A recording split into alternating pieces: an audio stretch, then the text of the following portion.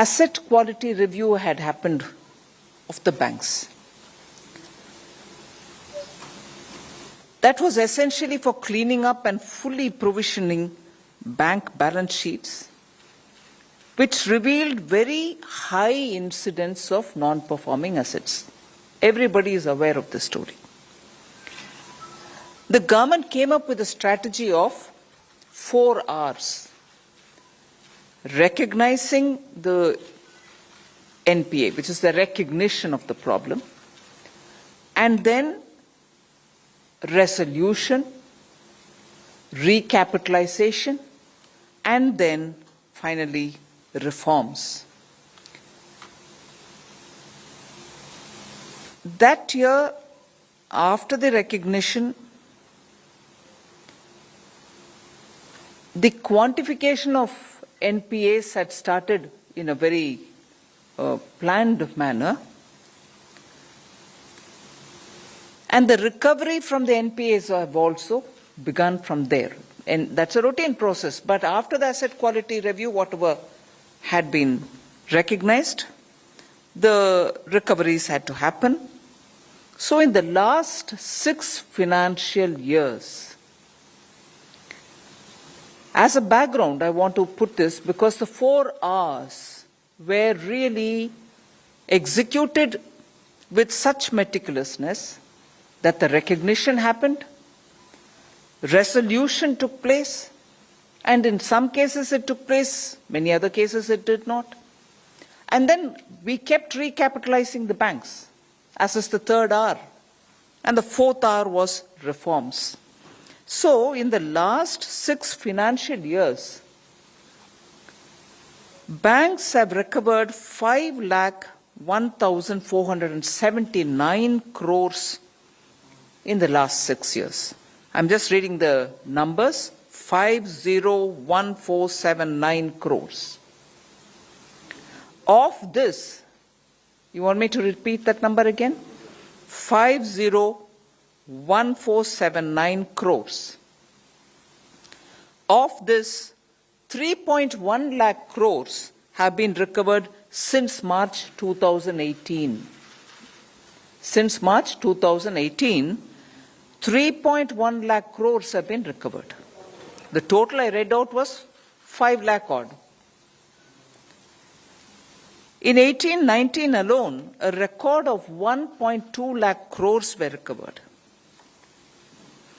Recoveries included even those which were recovered from so-called written off. You have this written off, which every now and then becomes a debatable point for people who don't understand writing off in the banking parlance.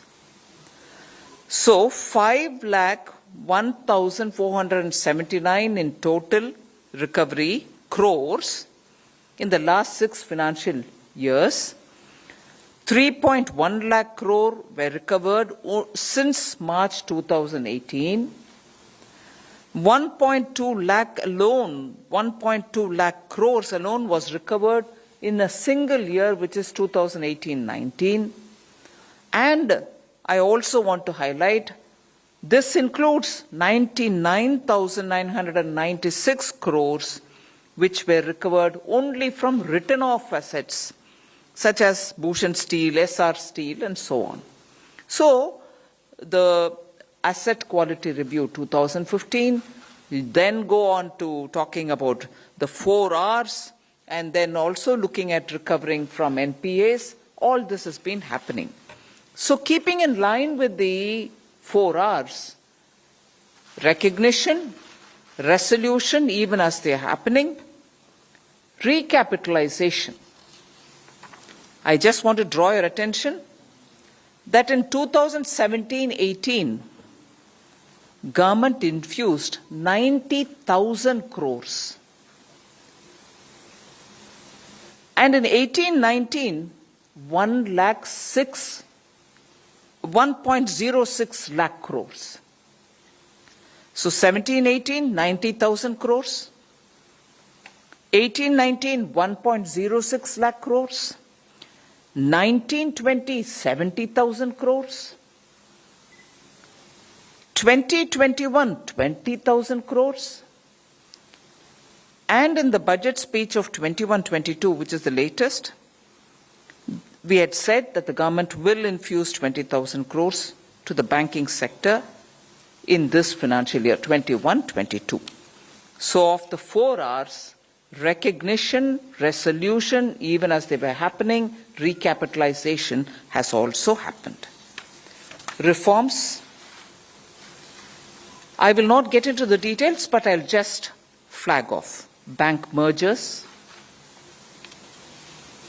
managerial reforms, bringing cooperative banks under the RBI, several supervisory action framework for primary cooperative banks, and so on.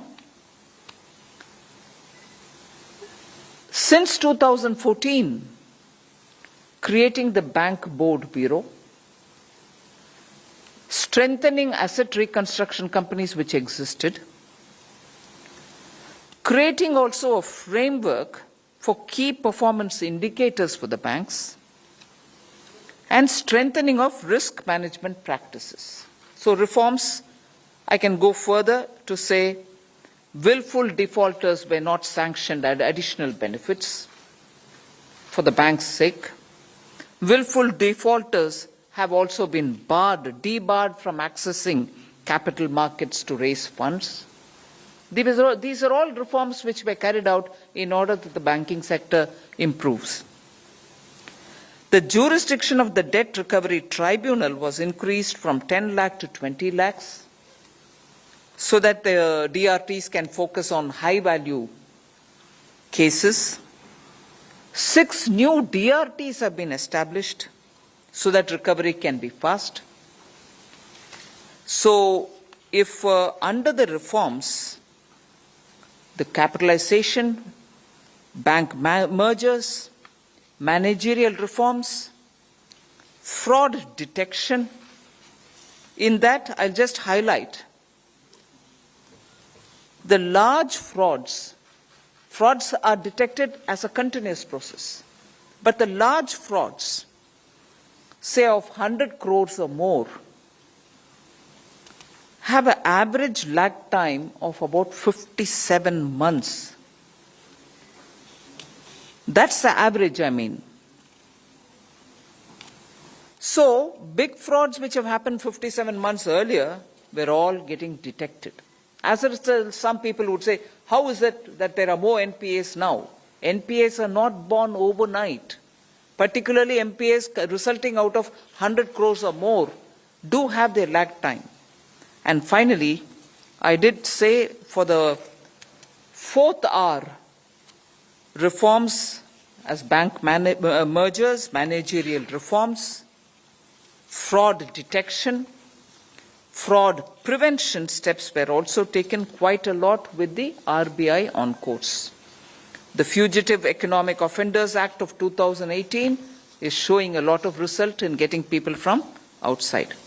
And the last highlight before I get to the subject of the cabinet clearance is because we kept very closely looking at the managerial and also professionalism in the banks. Banks in 2018, just 2 of the 21 public sector banks were profitable.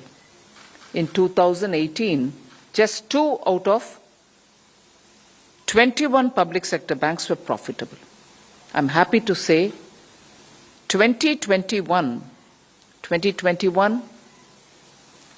meaning 2020, 2021, only 2 reported loss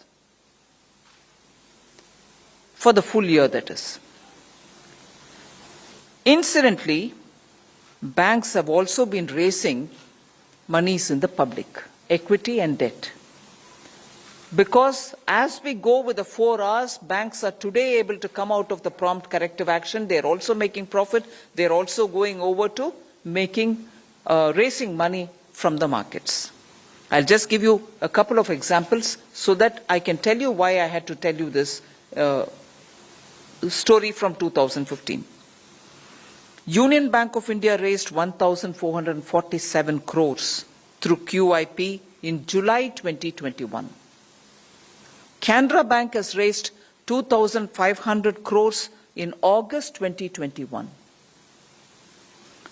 Bank of India has announced a QIP for about 3,000 crores. State Bank of India said that its board has approved raising capital by way of issuance of Basel III compliant debt of about 14,000 crores.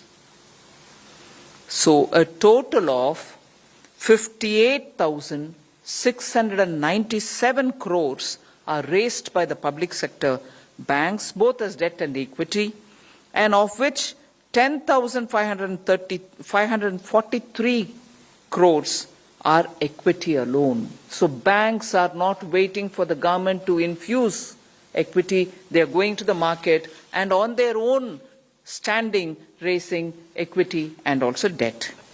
So today, in the first 5 months of this year alone, 7,800 crores have been raised as against 10,500 and odd in the last year. So if I started with 2015, asset quality review, recognition, resolution, recapitalization and reform, today we see that the banks have come out. The only thing which, as was promised in the Union Budget of 21-22, is to set up the National Asset Reconstruction Company Limited so that those assets which are sitting in the balance sheet of banks, which are NPAs, for which provisioning has been done, full provisioning has been done over the last few years, there will now be an asset reconstruction company which will aggregate all this, collect it and take it over, make sure that the managing and disposing of it is done professionally, and which will therefore result in banks' balance sheets and books being cleaner, transparent. They will now be able to stand on their own and do their business. We have proved it because banks are going out and raising resources. So the setting up of the National Asset Reconstruction Company Limited has this as the background.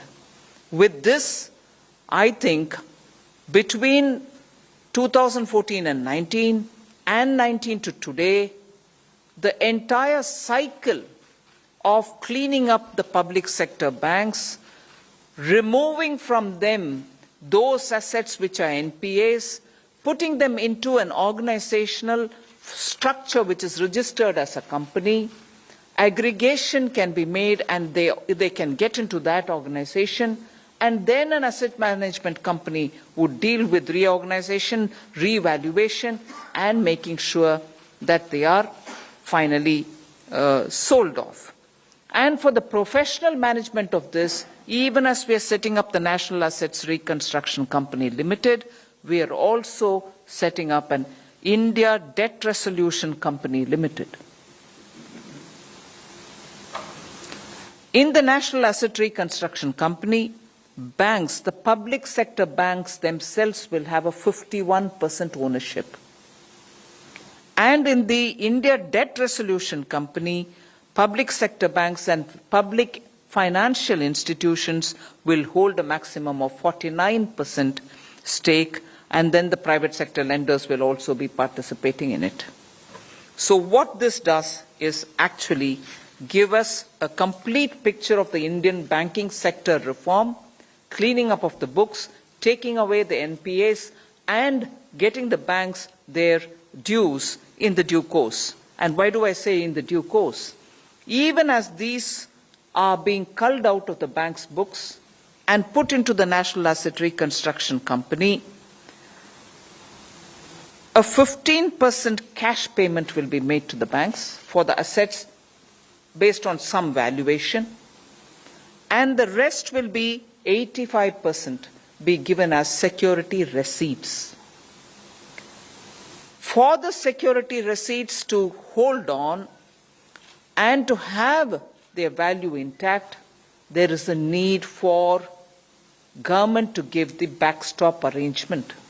And that is why this 30,600 crores has been cleared by the cabinet yesterday. There are several private sector asset reconstruction companies, about 28 of them in the private sector, all of which are doing some kind of resolution, but they do not take up big ticket asset resolutions.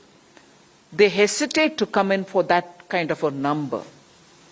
Therefore, there's a need for government-backed security receipts to be given, and once the asset is finally managed, valuated better, and then when it is sold through asset management companies, the rest 85% will be given to the banks, which are held as security receipts for some time. The security receipts are getting the backstop through the government's funding, only in as much as to be able to pay the gap between the realized value and this face value of the security receipts. And this will hold good only for 5 years. And in order that there are no delays in the process, the rate of, the payment, they will have to pay a fees. Even that will go on increasing. So there is an incentivizing for speedy disposal of these assets, more as an ongoing concern than as a liquidation. Of course, there will be coordination with IBC and all other debt recovery processes as well. I've given you a broad picture. I've also given you a background. This, I'm happy to say, is a short and a medium term way in which the banking sector in India has been, in totality, we have addressed the issues facing the banking sector, which was in 2015, staring at our economy, saying, how are these banks going to recover? Because the double balance sheet problem, the twin balance sheet problem, which caused a lot of stress, today I feel has a way in which this stress can be resolved.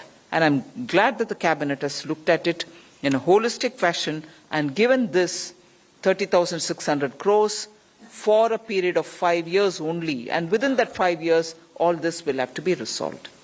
This is my opening statement. Of course, Secretary Banking is here.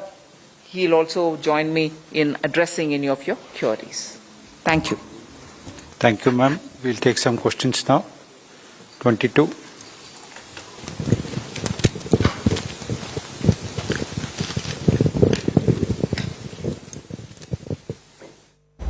And we'll have more updates on that press conference, what it means for you, what it means for the country in just a short while. Don't forget to watch the Business Today TV show that comes up at 10:30 p.m. today, where we'll have an extensive breakdown of what these banking reforms really mean. Very quick break here, much more on the other side. Stay with me.